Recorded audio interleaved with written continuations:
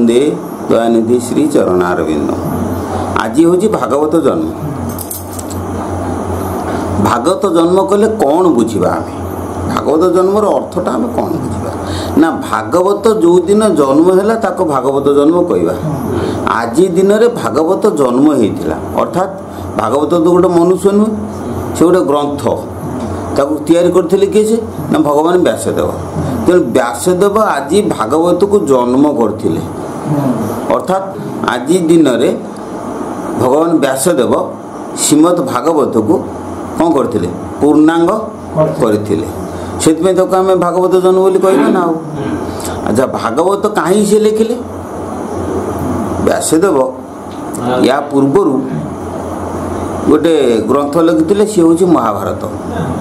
महाभारत कौन ना शत सहस्रांग संगीतायां बयासिकां भीष्म पर्वणे श्रीमद्भगवद्गीतासु उपनिषत्सु ब्रह्म विद्यां ज्योतिषशास्त्रे से कृष्ण समाधे अमुक अध्याय अमुक श्लोक इत्यादि इत्यादि से लिखा है। शत सहस्रांग संगीतां अर्थ कौन जे 100,000 श्लोक विशिष्ट संगीता। अच्छा 100,000 हेले केते हैला 100,000 हेले 1 लक्ष। तेणु महाभारत ग्रंथ पृथ्वीर बृहत्तम ग्रंथ तार श्लोक संख्या है 1 लक्ष। केवल संस्कृत भाषा ही व्यासदेव ताको लिखिले जार श्लोक संख्या है 1 लक्ष। एत बड़ ग्रंथ लिखि सारा बुझल ना जे से जो महाभारत से लिखिले तार प्रत्येक खंड को कहुए पर्व कौन बुझे ना।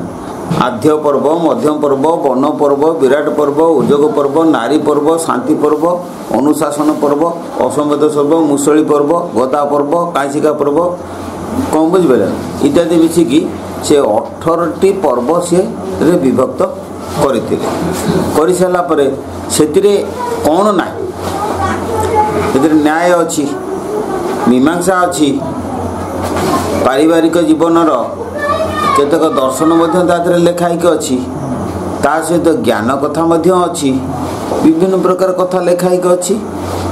व्यासदेव भाभी जे ये ग्रंथटी को मुझे रचना कली आपको लोक मैंने पढ़ी तांको दैनंदिन जीवन में काम सी लगे किंतु फल है ओलटा।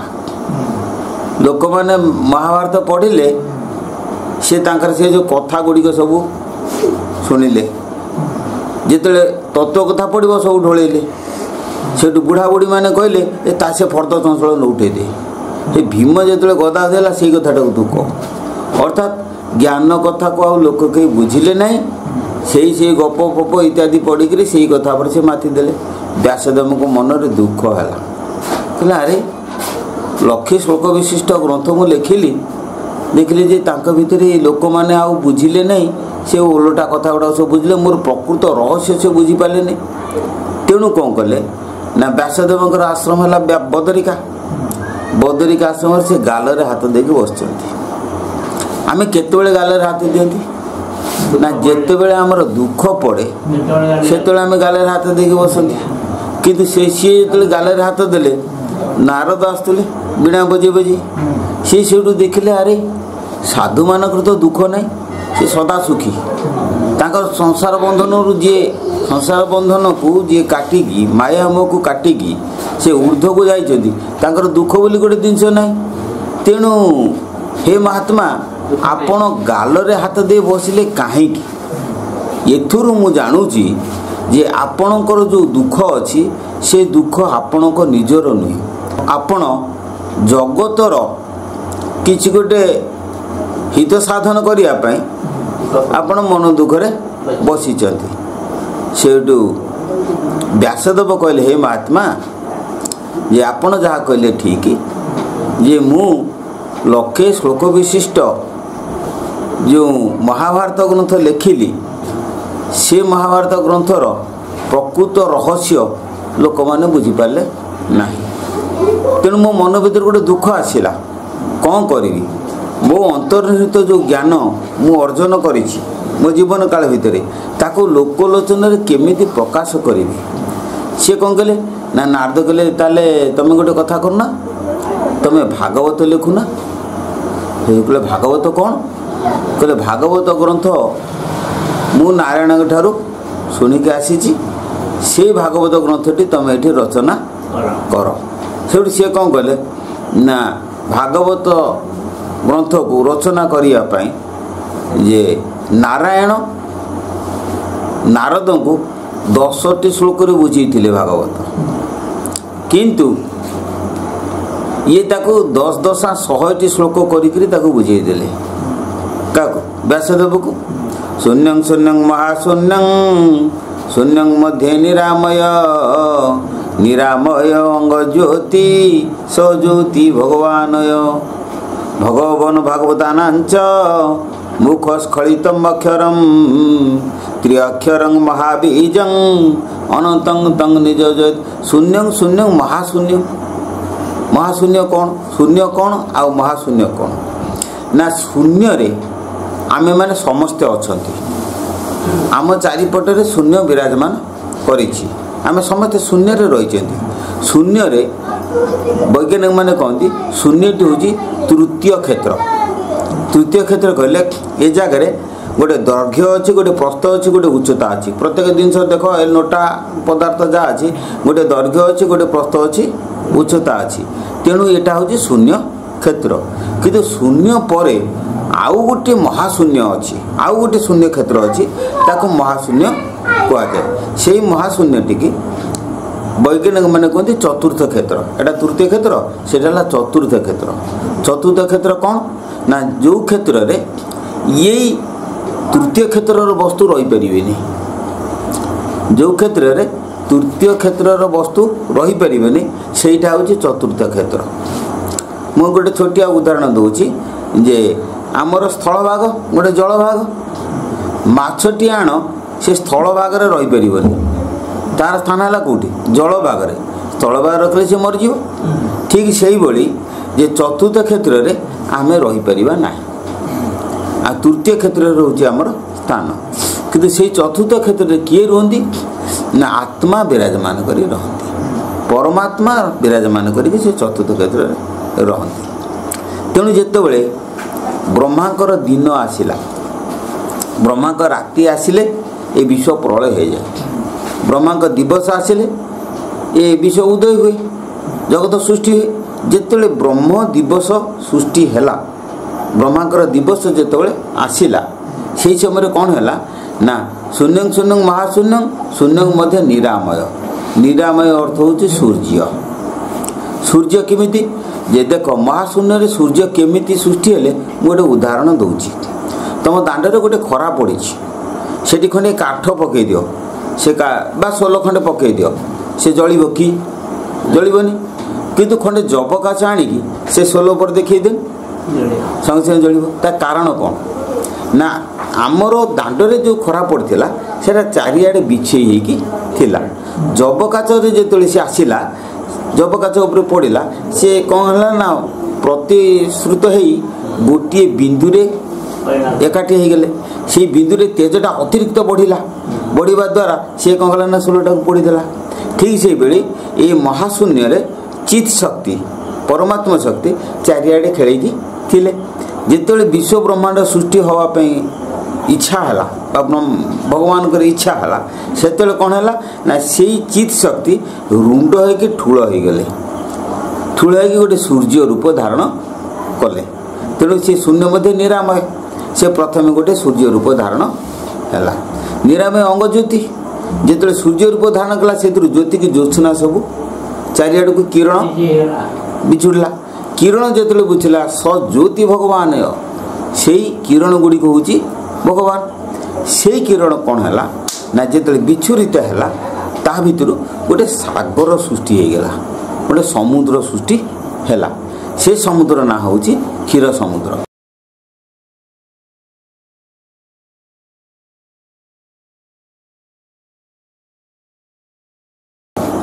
କ୍ଷୀର ସମୁଦ୍ର ଯେତେବେଳେ ସୃଷ୍ଟି ହେଲା, ସେ କ୍ଷୀର ସମୁଦ୍ରରେ ଏ ପରମାତ୍ମା କ'ଣ କଲେ ନା ଅନନ୍ତ ନାଗ ଉପରେ ସେ ନା ନାରାୟଣ ରୂପରେ ସେଠି ଶୟନ କଲେ।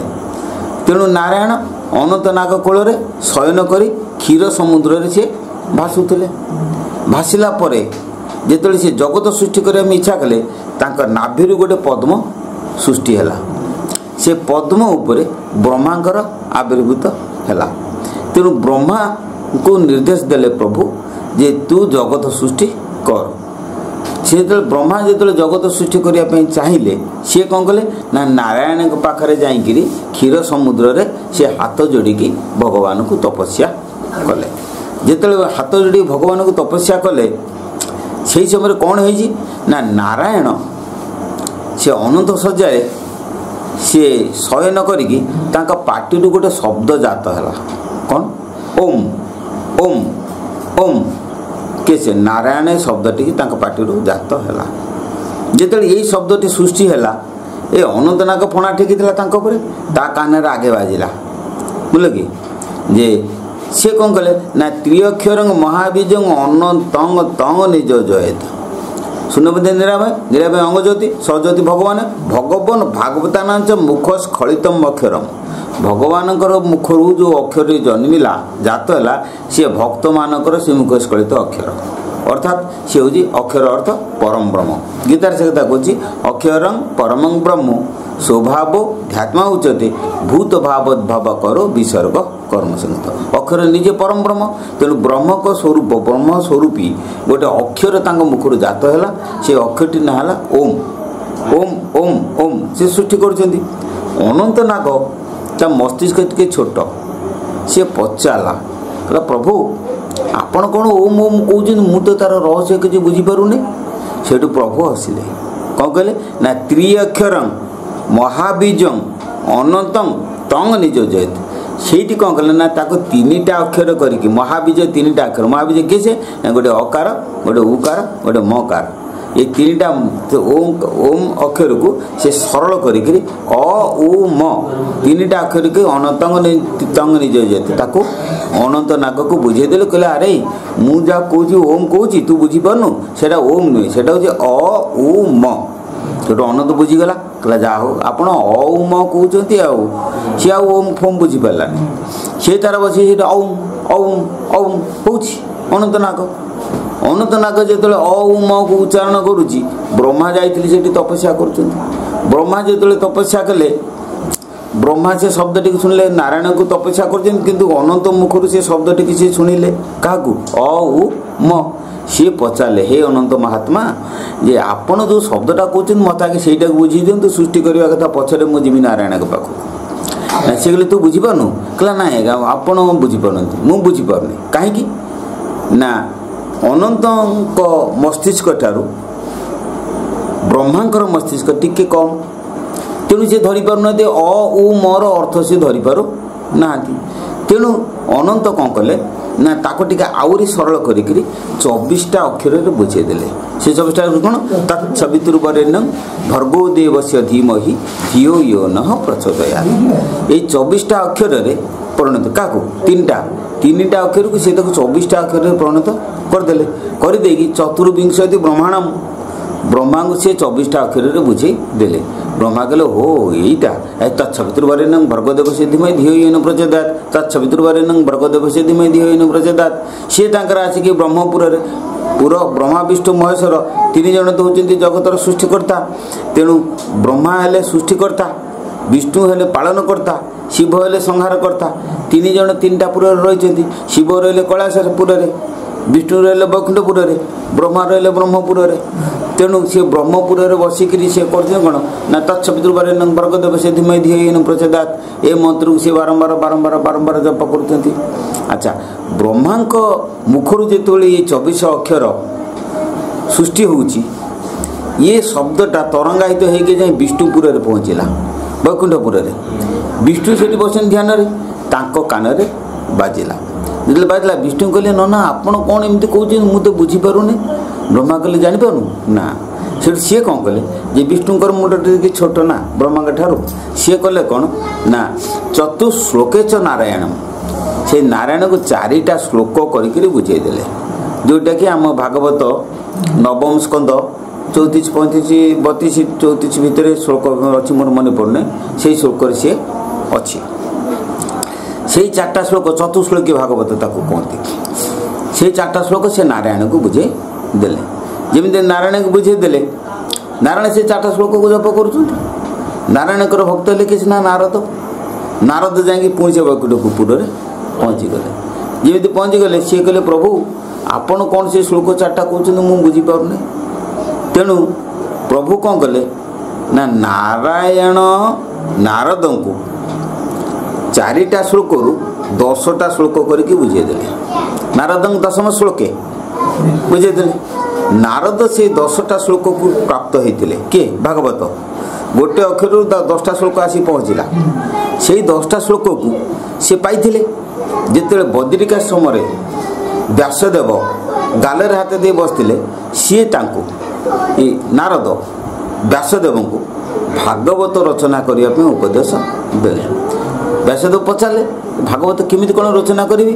ନା ସିଏ କହିଲେ କ'ଣ ନା ଏଇ ଯେଉଁ 10ଟା ଶ୍ଲୋକ ନାରାୟଣଙ୍କ ଠାରୁ ପ୍ରାପ୍ତ ହେଇଥିଲେ ସେଟାକୁ 10 ଶ୍ଲୋକ କରିକିରି କ'ଣ କହିଲା ବ୍ୟାସଙ୍କ ଚୈବ ଶତାନିଚ। ବ୍ୟାସଙ୍କ ସେଇଠୁ 100ଟା ଶ୍ଲୋକ କରିକି ସେ ବୁଝେଇ ଦେଲେ। ଯେତେବେଳେ ବୁଝେଇ ଦେଲେ ସେ 100ଟା ଶ୍ଲୋକ ସିନା ବ୍ୟାସଦେବ ବୁଝିଦେଲେ। ବ୍ୟାସଦେବ କହିଲେ ଯେ ଇଏ ଶ୍ଲୋକ 100ଟି ମୁଁ ସିନା ବୁଝିଗଲି, ଜନଜଗତ ଲୋକ ବୁଝିପାରିବେନି। ସେ ସମାଜର ମଙ୍ଗଳ ପାଇଁ, ଜନ କଲ୍ୟାଣ ପାଇଁ ସିଏ କ'ଣ କଲେ ନା ଏଇ 100ଟା ଶ୍ଲୋକକୁ 18 ସହସ୍ରଶୁ କୃତ ସତ୍ୟବତୀ ସୁତ, ସତ୍ୟବତୀ ପୁଅ ହେଲେ କିଏ ସିନା ବ୍ୟାସ। ତେଣୁ ବ୍ୟାସଦେବ ସେଇ 100ଟା ଶ୍ଲୋକକୁ 18,000 ଶ୍ଲୋକରେ ପରିଣତ କଲେ। କରିସାରିକି ସେ ପ୍ରଥମେ ତାଙ୍କ ପୁଅ ଶୁକଦେବଙ୍କୁ ସେ ଉପଦେଶ ଦେଇଥିଲେ। ଶୁକାଭ୍ୟାମ ଉପଦେଶନ, ଶୁକଙ୍କୁ ଉପଦେଶ ଦେଲେ। ଯେତେବେଳେ ଶୁକଙ୍କୁ ସେ ଉପଦେଶ ଦେଇଥିଲେ, ଶୁକଦେବ ବ୍ରହ୍ମଚାରୀ କ'ଣ କଲେ ନା ତାକୁ ଆଣିକି ପରୀକ୍ଷିତଙ୍କୁ କହିକିରି 7 ଦିନ ଭିତରେ ତାଙ୍କୁ ବ୍ରହ୍ମସାପରୁ ଉଦ୍ଧାର କରିଥିଲେ। ପରୀକ୍ଷିତଙ୍କୁ ବ୍ରହ୍ମସାପ କାହିଁକି ହେଲା? ପରୀକ୍ଷିତ ଧାର୍ମିକ ରାଜା ନା, ପରମ ଧର୍ମ ତାଙ୍କର ହେଲା କର୍ତ୍ତବ୍ୟ, ସେ ଧର୍ମନିଷ୍ଠ ରାଜା।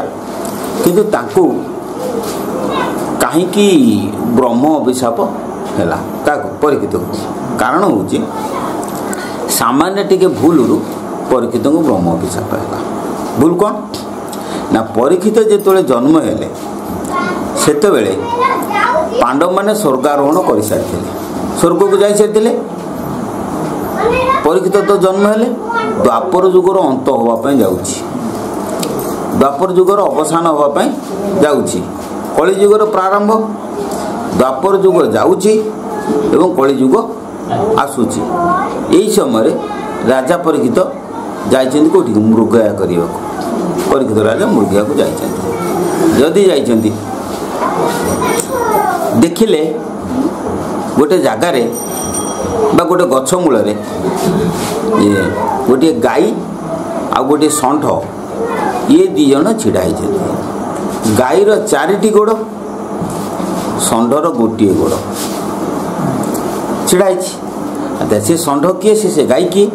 ନା ସେ ଗାଈ ହେଉଛି ଧରଣୀ ବା ମା ବସୁଧା, ଆଉ ଧର୍ମ ହେଉଛନ୍ତି ବୃଷ ବା ଷଣ୍ଢ। ତେଣୁ ଷଣ୍ଢର ଗୋଟିଏ ଗୋଡ଼, ଆମେ ଜାଣନ୍ତି ଷଣ୍ଢର 4ଟା ଗୋଡ଼, ଏଠି ପୁଣି ଷଣ୍ଢର ଗୋଟିଏ ଗୋଡ଼ ଆସିଲା କେଉଁଠୁ? ନା ଷଣ୍ଢ ଯେହେତୁ ଧର୍ମ, ତେଣୁ ଏ ଧର୍ମର 4ଟି ଚରଣ ଥିଲା ସତ୍ୟ ଯୁଗରେ। ସେ 4 ଚରଣ କିଏ? ସେ ନା ଧର୍ମର 4ଟା ଚରଣ ହେଉଛି ସତ୍ୟ, ଶୌଚ, ଦୟା, କ୍ଷମା। ଏଇ 4ଟା ହେଉଛି ଧର୍ମର ଚରଣ। ଏଇ ଚରଣରେ ଧର୍ମ ଚାଲନ୍ତି। ସତ୍ୟ ଯୁଗରେ ସତ୍ୟ, ଶୌଚ, ଦୟା, କ୍ଷମା ଥିଲା। ସତ୍ୟ ଯୁଗ ଯେତେବେଳେ ଅବସାନ ଘଟିଗଲା, ତ୍ରେତା ଯୁଗ ଆସିଲା, ସେତେବେଳେ ସତ୍ୟ, ଶୌଚ, ଦୟା এই 3ଟି ପାଦ ରହିଲା, କ୍ଷମା ପଦଟି ତାଙ୍କର ଭାଙ୍ଗଲା। ତ୍ରେତା ଯୁଗ ଅନ୍ତେ, ତ୍ରେତା ଯୁଗରେ ଯେତେବେଳେ ଅବସାନ ଘଟିଲା, ଦ୍ୱାପର ଯୁଗର ପ୍ରାରମ୍ଭ ହେଲା, ସେହି ସମୟରେ କ'ଣ ହେଲା ନା ସତ୍ୟ, ଶୌଚ 2ଟା ପାଦ ରହିଲା, ଦୟା, କ୍ଷମା 2ଟା ସେ ଚରଣ ତାର ନଷ୍ଟ ହୋଇଗଲା। ଦ୍ୱାପର ଯୁଗର ଅବସାନ ପରେ ଯେତେବେଳେ କଳିଯୁଗ ଆସୁଛି, ଏହି ସମୟରେ ପରୀକ୍ଷିତ ରାଜା ଯାଇଛନ୍ତି। ସେତେବେଳେ କ'ଣ ହେଇଛି ନା ଧର୍ମର ଯେଉଁ 2ଟା ଚରଣ ଥିଲା ସତ୍ୟ, ଶୌଚ, ସେଥିରୁ ଶୌଚଟା ନଷ୍ଟ ହୋଇଗଲା। କଳିଯୁଗରେ ଆଉ ଶୌଚ ନାହିଁ, ଆଚାର ନାହିଁ। ତେଣୁ ଦ୍ୱାପର ଯୁଗ ଠାରୁ ଶୌଚଟା ନଷ୍ଟ ହୋଇଗଲା, ଖାଲି ରହିଲା କ'ଣ? ସତ୍ୟ। तेणु यही जो सत्य रहा से सत्य रूपक पादरे धर्मवृष एक पादरे सी कौन करते ना छिड़ा धरणीता पाखे छिड़ा द्वापर तो चली जाऊँगी कली तो आसूची कली कौन कर कली रूप से सृष्टि कली जो आसूची द्वापर चलीगला कली आसूची कली तार मूर्ति धारण करके सी आसी ता हाथ गोटे लौह मुद्गर अच्छी से लौह मुद्गर से कौन ना खूब जोर प्रहार कर गाई की आउ षंड को से लौह मुद्गर प्रहार खाऊँ दी जन का आखिर धारा धारे लुह बही जाऊँगी यही कथा को किए से देखिले ना राजा परीक्षित देखिले। ओम क्लीं वंदे दयानिधि श्री चरणारविंदम। वर्तमान मु भागवतर तत्व बाहर मार्गरे कहली परवर्ती अध्याय रे तार शरीर मार्गरे मु बुझाइबी आपण माने लगातार देखुथांतु सब किछि जानि परिबे। ओम क्लीं वंदे दयानिधि श्री चरणारविंदम।